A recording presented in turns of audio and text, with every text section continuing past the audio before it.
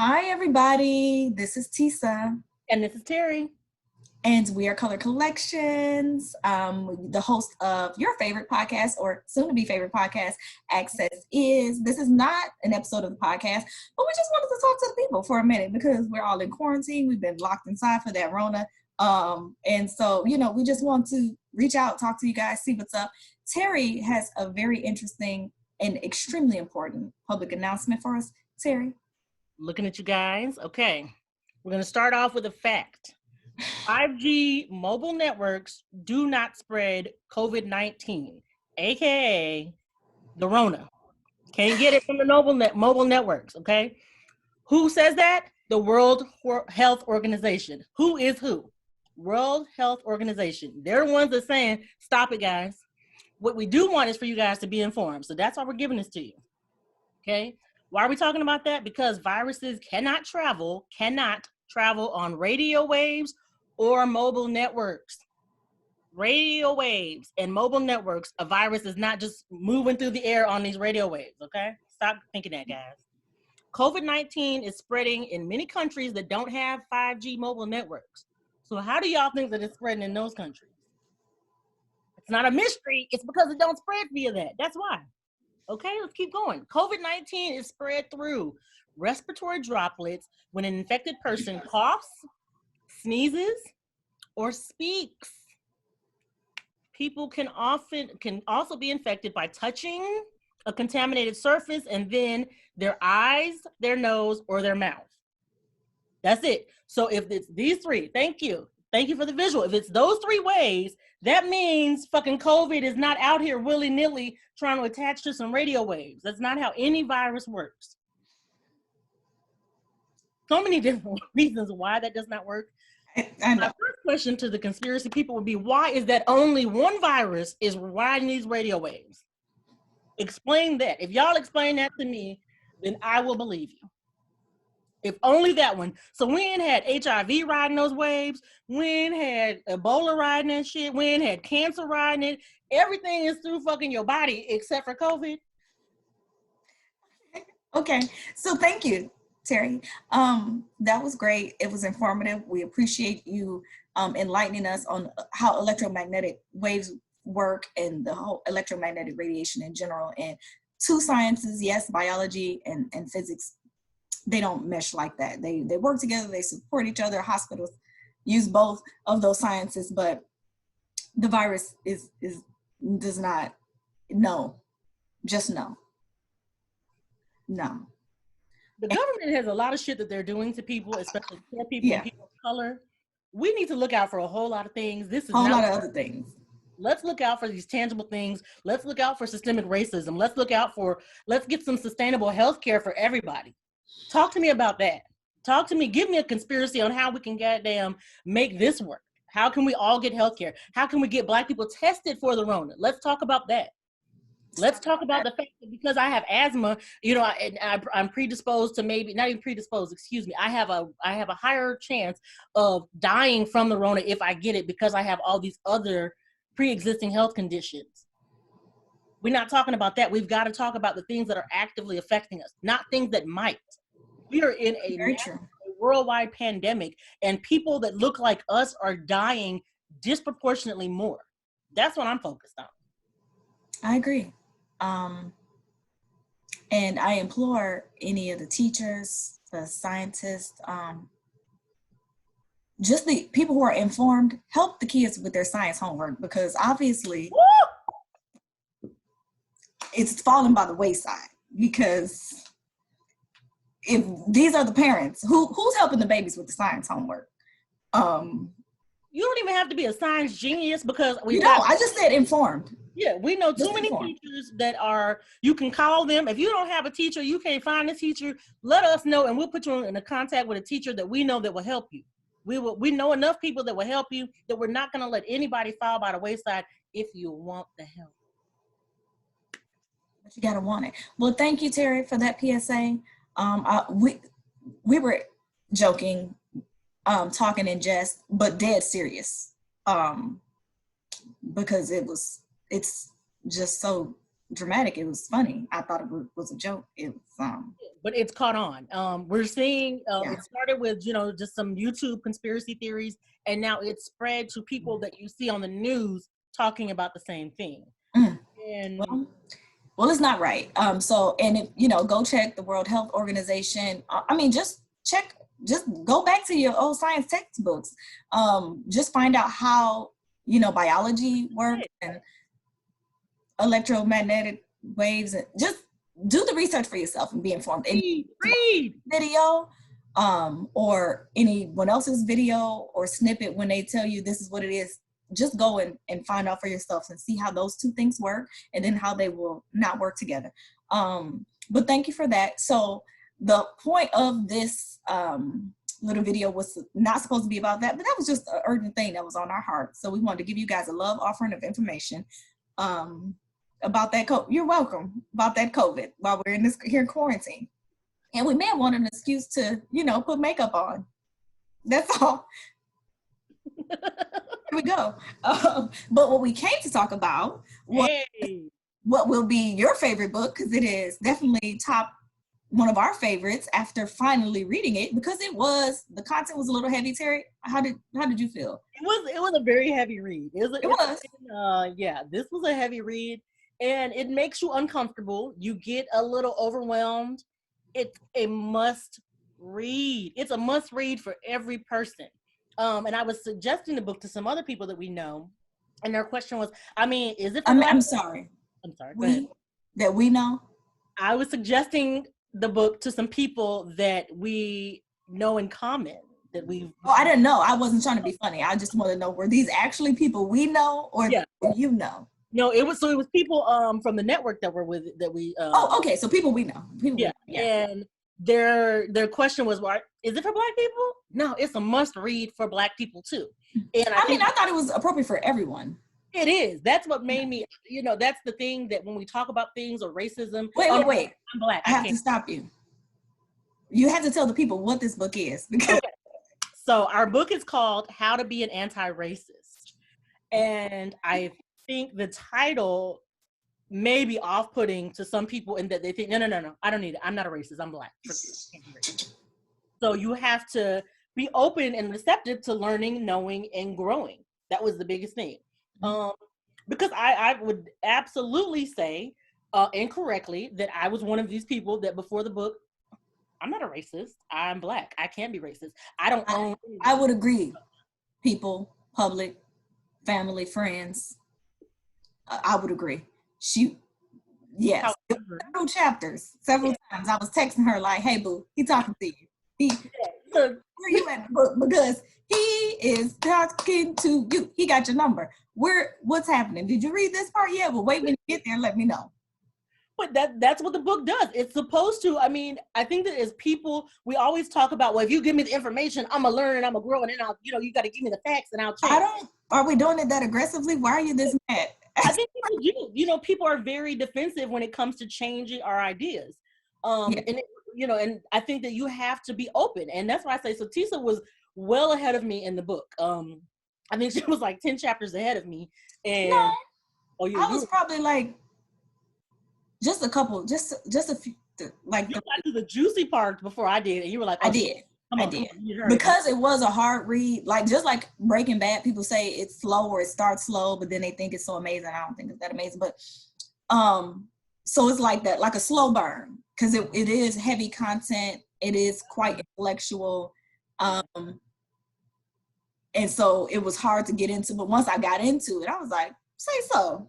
I'm telling you, if this book don't change your mind, then you ain't read it. Yeah. Because you're going to learn something. Everybody learns something from this. So what, was one thing, because we will talk about many things. Okay. Be it a quote, be it a chapter, be it an idea, be it a theory, a race theory. I learned so much, and I have to apologize to y'all because we both listened to the audiobook, and most of the time I was busy, I was cooking, I was doing my hair, I was driving, and it was so many times I would have jotted down notes. I was like, oh my God, that is a rewinding to just keep receiving the great information. So I don't have all the notes, but to take you back to specific chapters and pages, read it for yourself. Yeah, with everything else we give you, we want you to look and see and read and talk to us and tell us what you think, because we're going to tell you. Terry's prepared. She has the notes. So Terry, yeah, I have some of the notes. Some of the notes are in the book too. So I do like with Audible. I don't know if anyone else notices. You can interject and then make the note right there. So I like that. But I put these just on a notepad. There was so many things. Then so I'm gonna go back to this last one. Start with the end of my notes. If Black is beautiful, how can Black spaces not be beautiful? And he was talking about neighborhoods and people. That if we're talking about, go ahead, go. I see you. Go ahead. No, finish. Go ahead. But see, I knew that our kindred spirit, that your notes would align with my notes, and when you would say things, and it would spark. So even though I didn't have all the notes written down, I only have a few that I would be like, "That's yep, I remember that." Say so. Go ahead. Tell them about it. Tell them about it. We talk about Black people being beautiful. Oh, Black women are beautiful, but then we talk about, oh, I can't wait to build, Howard University. We're just going to use Howard. Howard University is Black Mecca, except for this, except for that. Well, they don't do this. Well, they don't do that. We pick away all these things. And he suggested, okay, well, if we're looking at the Black aesthetic, why are we looking at everything versus attributing bad things to the individual? And he uses the example that, hey, I was talking to this girl. She was at FAMU. I think that's where they were, or were they went to FAMU. Yes, went to FAMU alum. I'm a representative. My husband went to FAMU, so I didn't go to FAMU. I went to FAMU alum by marriage. Okay. But the author is Ibram Kendi, and he is a FAMU alum, and he was speaking about another young lady who went to FAMU with him, and this was when they were in. Terry, correct me if I'm wrong, but this is when they were in grad school. Mm-hmm. Always have something very negative to say about HBCUs and FAMU, particularly FAMU. And so it just took him aback because it was always something negative. So he had to have a conversation with her and Terry.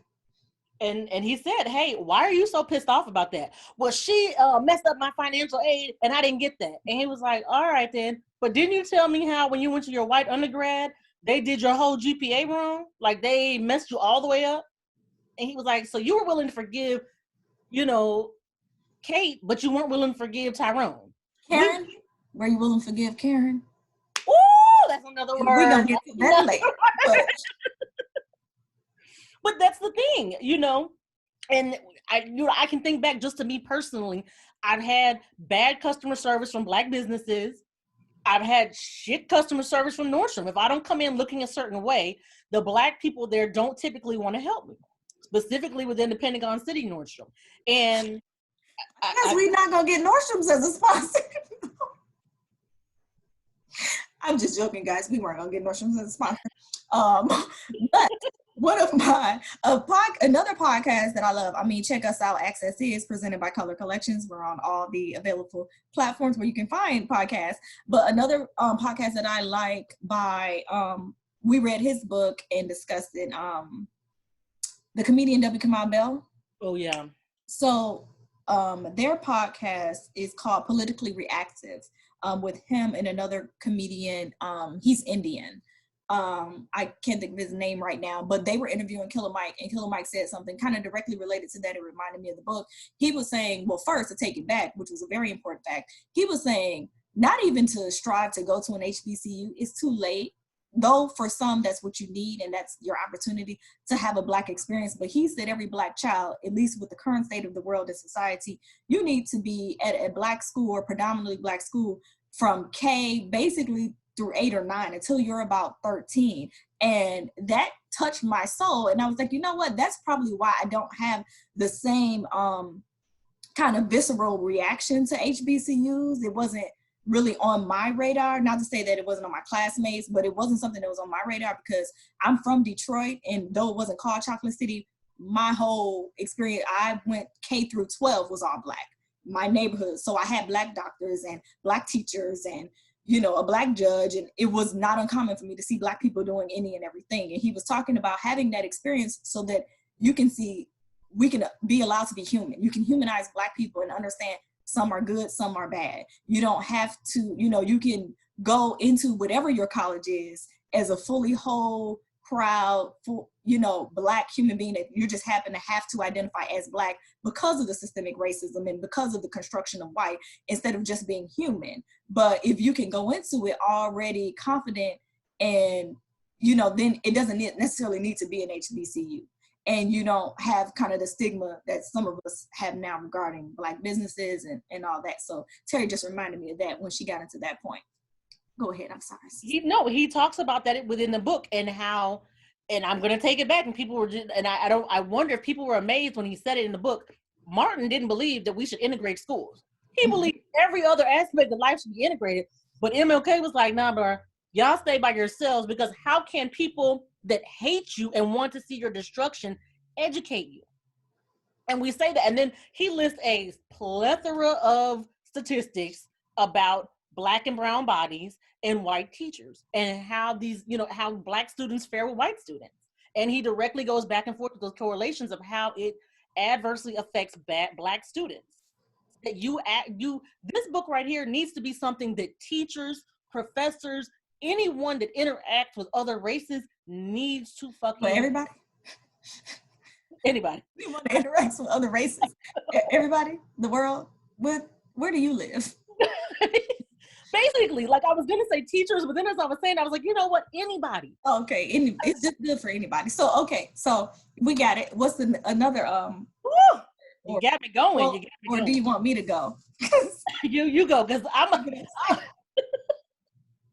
it was great. I'll leave you with a quote. I'm gonna just say this quote, and I'm gonna leave you. I'm not gonna do that because this made me feel some kind of way. He said, white supremacist is code for anti-white, which is code for anti-human. So though they don't see it that way, that's what it is. And he went on to describe how the inequity that is rooted in personal failure is unrelated to policies. And that is the manipulation that white supremacists does to poor and marginalized white people, that convinces them that it's not the policies that need to be equal and change, but it's only due to Black or brown people or whoever those people are, their personal failures. And therefore they resist equalizing policies that will help them just as much as they would help people of color.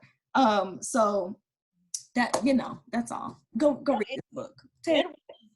It's so many things. And when I was reading it, I was thinking about the friends that I know that would absolutely be interested and thrive with this book. And they happen to be my white peeps, because they're on that line, but it breaks it down even further for them so that they can see how capitalism and poverty and race are all intertwined. And he talks about it consistently. He talks about the integrationist, the anti-racist, and I'm going to say abolitionist, but I don't think that was it. He touched a little bit on abolitionists. He did. Okay. It was just great.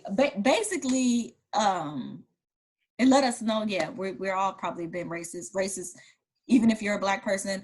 Because he talks about his parents who were around and during the civil rights and Black Panthers, and they were very for the people, and they, protested and did sit-ins. They were very much for the cause, but even them, they had a perception of those Black people and the kind of respectability politics and those things. So he touches on just a plethora of things, and it's not just for Black people, white people. He shows them very clearly, or explains very clearly, how you in this too. Yeah. They are for you. Which still, this is how we got this administration, because clearly you still don't know that you in this too, bro. I think that was the biggest thing, that it's, it started how to be an anti-racist, and we thought it was just going to focus on here, and it was just too big. And people don't want to do the work to find out why we ended up here, Black and white people alike. Here's why we ended up here.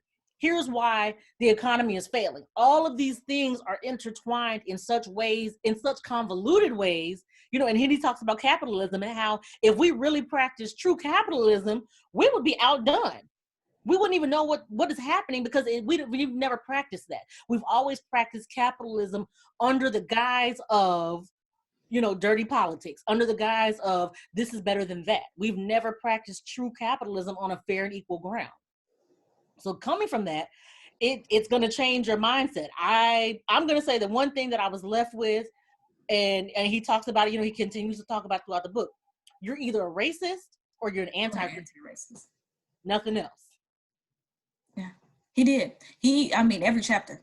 He definitely solidified that to me. Like, you have your own biases even as a person of color. So yeah, you're either it's them or us, basically, is what he's saying. It's like a game. You in or you out. So what you gonna choose? What you gonna choose? You gonna be a racist or you gonna be an anti-racist? And I definitely want to strive to be an anti-racist. So yeah. I mean, it made me rethink a lot of things that I feel, especially as a Black kid. I didn't think that my mom. Oh, go ahead. Tisa, you're selected. Thank you, teacher, for acknowledging me. Did it, because I know you, have you feel some kind of way or take some kind of self-introspection at maybe the way that you feel to the entire white race and how we equate all the evil and all the racism to everyone who is right? And when I say we, I don't mean me, but how they have to get that whole rep of racist, evil white person just because they're white, just the same way we get whatever, negative things thrown upon us because we're people of color. So that was a powerful, when he spoke to that, because he was saying he was kind of guilty of that. And so to be truly anti-racist, he had to also not paint all the white people, which is a made up construct, but all non-people of color with that brush. Terry? I will say, in the beginning of the book, like it was a hard, we said it was a hard, long read. I would say I was very, no, that's not me. Like, I understand what you're saying, but that's not me, because really? I felt like I'm justified in my anger and my disdain and blah, blah, blah. So, I would separate the two, it was very compartmentalized that I have white friends, so I don't think that, but I do. If I'm constantly saying, oh, that's white people shit, that's the same thing that I'm reinforcing, that this particular thing, and we get so mad about people when they say, oh, that's not Black people shit, or Black people don't do that, but it's the same thing. If we're gonna really stop that mindset, then we have to attack it at every thought. And that's, at the end of the book, I can say, no, you know what, I have to do my part. And I have been an asshole because I have felt like that it's an injustice to my white peeps. It's an injustice to white people everywhere. That I wouldn't fuck with you if you felt like that about Black people. Mm-hmm. I'm very, if I'm very vocal about you have to be vocal about Black people, why am I not vocal about, I need to be vocal about you? And I think that for me, it definitely made me take a long look at myself like, damn, bro, you can hate Sue and fuck, you know what I mean? But you don't have to hate all white people. Mm-hmm. I don't have that. Yes. Guy. And we don't hate Sue. We don't know anyone named Sue. Yeah. Just to clarify, don't come for us in the comments, Sue or Karen. So everybody go out, read the book. Though we kept saying it was a deep, hard read, that's because we have lots of jobs and lives, and we're busy and in school and doing all these things, and we were listening to it on Audible. But it's actually not like a long, hard, don't think of it as daunting. It is a quick read, extremely interesting and beneficial to your life, and want to keep you informed. So it's an amazing book. Tisa, what was the one takeaway that you had? I already felt that way. We've had lots of these conversations over the years about the white people, specifically what you were just talking about I can hate Sue and separate that from all the white people, and the same with Black people. So, but that was still like, he just reinforced that in me, and I felt good in that, like, okay, so I'm not crazy. Like, I'm not letting down the race by not vilifying all white people. Like, it's okay that I have white people that I love and adore, that like family to me, that are amazing people. Like, they are not all evil, just like I don't want them to think that all Black people are evil or stupid or bad or inherently anything. So that was really good. That, and for white and Black, actually, because he talks about being, racist towards Black people.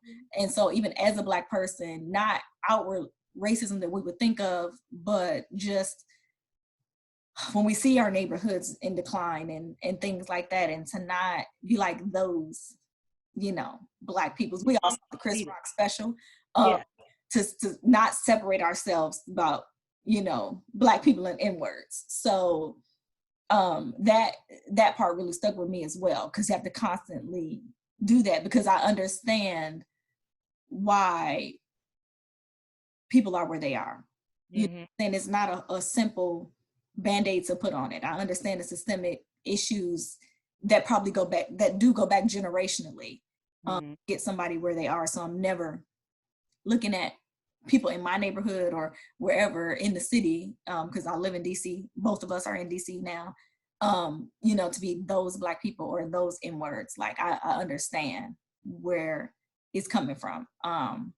So that's what stuck with me. Terry, any final thought on the book besides go get it, go read it?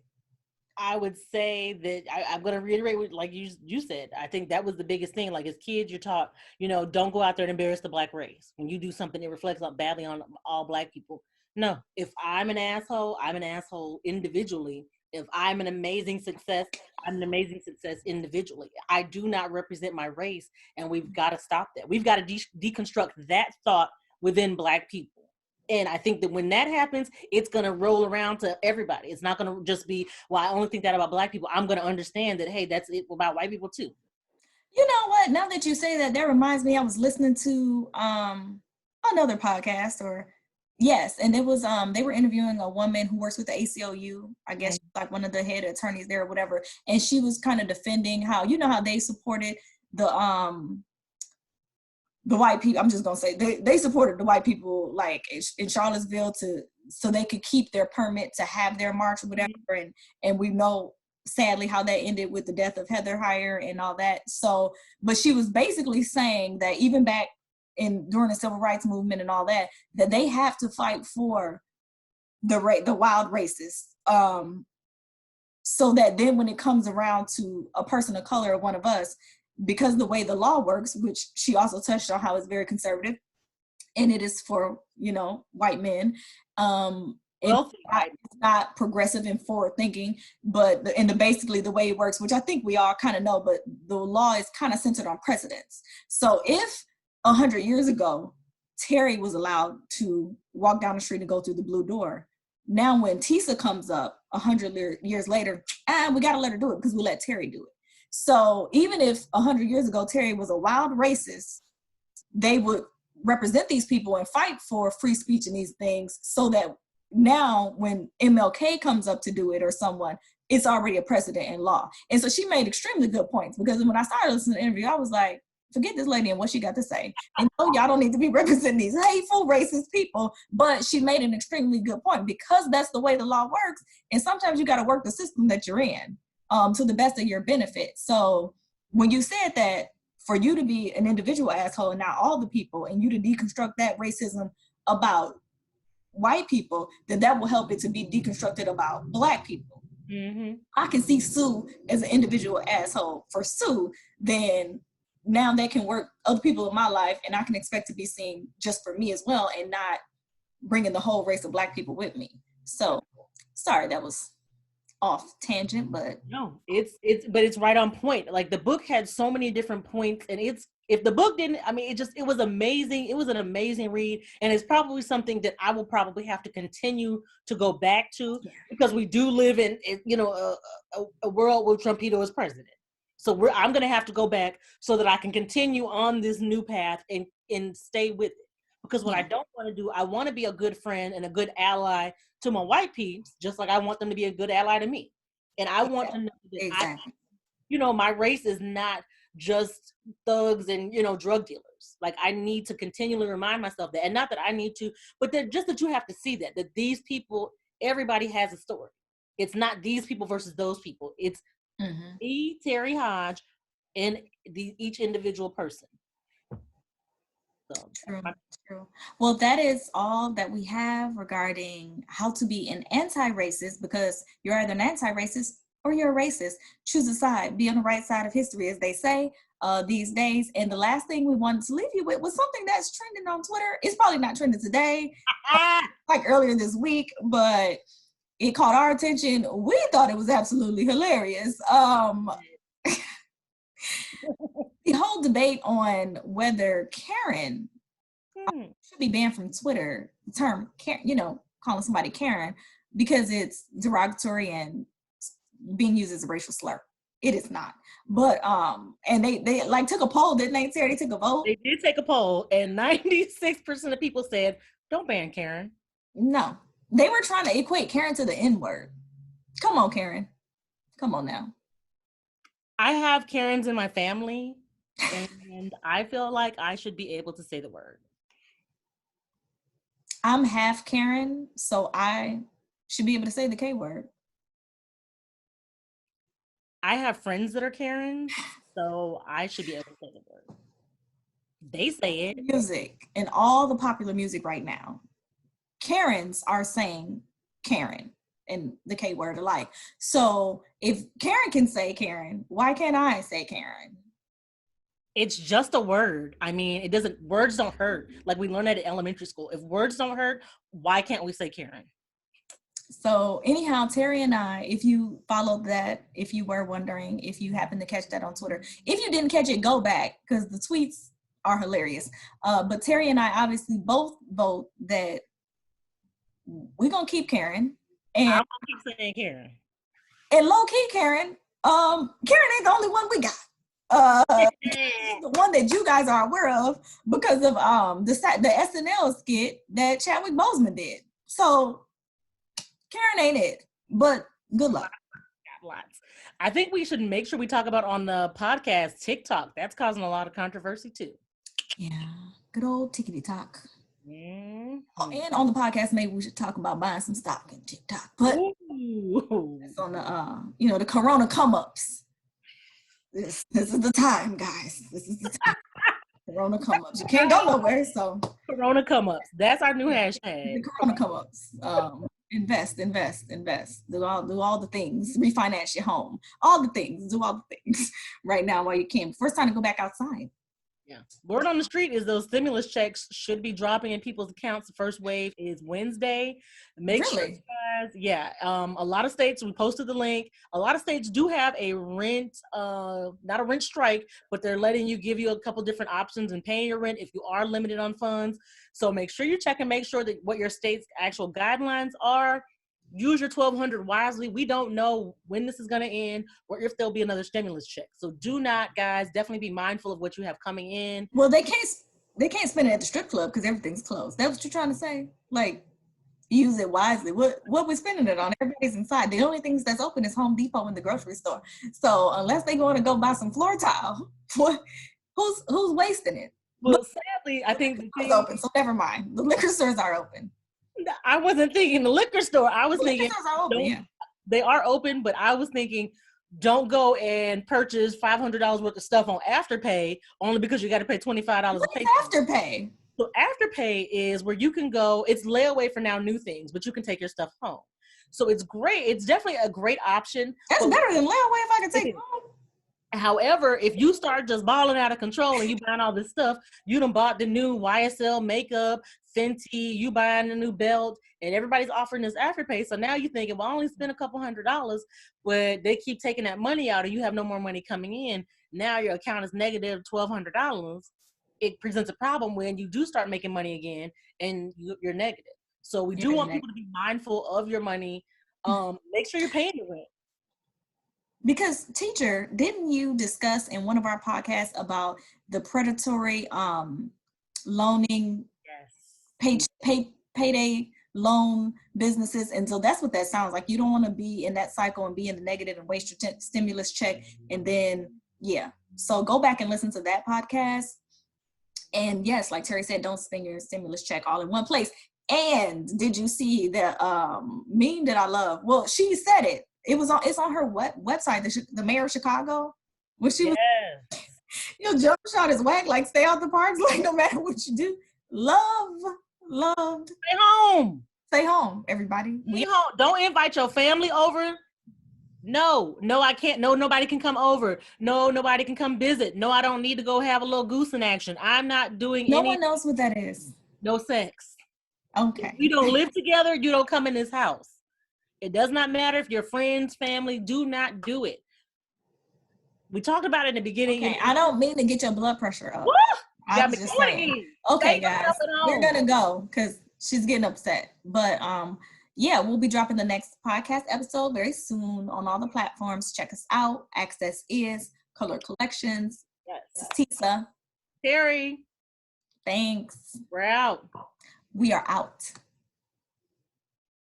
I don't know how to end mine. I don't know how to end it. I think she ended it. Nope. It's still going. I don't know how to leave.